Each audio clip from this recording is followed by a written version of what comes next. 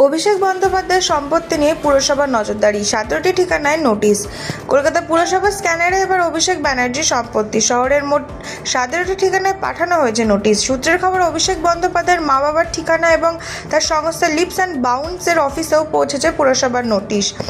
Harish Mukherjee road একটি এবং কালীঘাট রোডের দুটি ঠিকানায়, পাশাপাশি প্রেমেন্দ্র মিত্র সরণি, পণ্ডিতিয়া রোড ও ওস্তাদ আমির খান সরণির একাধিক সম্পত্তিও রয়েছে তদন্তের আওতায়।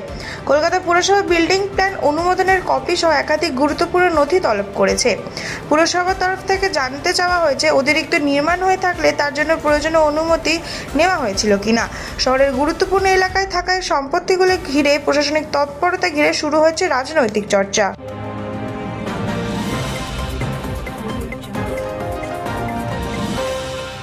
ফলতায় রণভঙ্গ জাহাঙ্গীরের। পুনর্নির্বাচনের আগেই ভোটের ময়দান ছাড়লেন তৃণমূল প্রার্থী।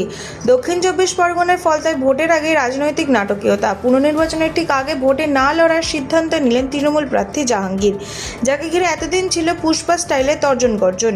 সেই জাহাঙ্গীরই এখন কার্যত উধাও বলে দাবি। স্থানীয় সূত্রে খবর, বৃহস্পতিবারের পুনর্নির্বাচনের আগে হঠাৎ করে ফলতা ছেড়ে চলে যান তিনি। রাজনৈতিক মহলে শুরু হয়েছে জোর চর্চা। রণে ভঙ্গ দিয়েছেন জাহাঙ্গীর।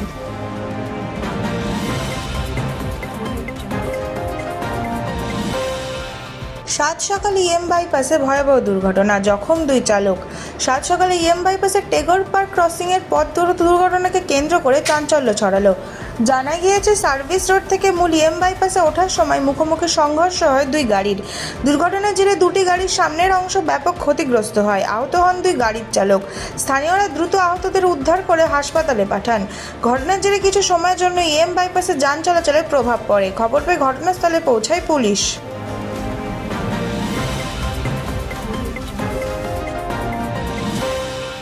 পার্ক সার্কাসের তাণ্ডবকাণ্ডে কড়া পদক্ষেপ, ঘটনায় গ্রেফতার বেড়ে 46। কলকাতার পার্ক সার্কাস এলাকায় প্রতিবাদের নামে তাণ্ডবের ঘটনায় তদন্তে নেমে ঘটনায় পুনর্নির্মাণ করল পুলিশ। ধৃত অন্যতম মূল 4 অভিযুক্তকে নিয়ে এলাকায় যায় তদন্তকারী দল। কোন গলিতে জমায়েত হয়েছিল বিক্ষোভকারীরা, কিভাবে পুলিশের উপর হামলা চালানো হয় এবং কোথা থেকে শুরু হয়েছিল অশান্তি, তা খতিয়ে দেখা হয় ঘটনাস্থলে দাঁড়িয়েই। পুলিশ সূত্রে খবর, সব মিলিয়ে এখন পর্যন্ত ধৃতের সংখ্যা বেড়ে দাঁড়িয়েছে 46।